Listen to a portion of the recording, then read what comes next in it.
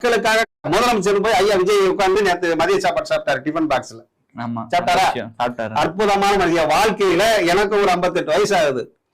காமராஜருக்கு பின்னால் ஒரு மக்களுக்காக கடமையாற்றுகின்ற வகையில ஒரு டிஃபன் பாக்ஸ்ல வச்சிருக்காங்க.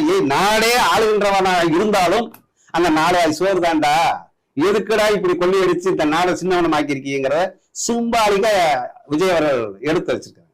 4 டிஃபன் பாக்ஸ்ல 2 சாப்பிடுறான் மனுஷன். எனக்கெல்லாம் கண் கலங்கிருச்சு.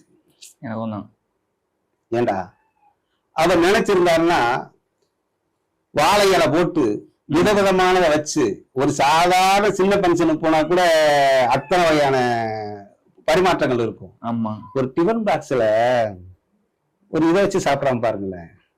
அந்த மனுஷன் பின்னாடி இருக்கின்ற ஒவ்வொரு தமிழ்நாட்டில இருக்கக்கூடிய ஒவ்வொருத்தரும் யோசிச்சு பார்க்கணும், ஒவ்வொரு அதிகாரியும் யோசிச்சு பார்க்கணும்.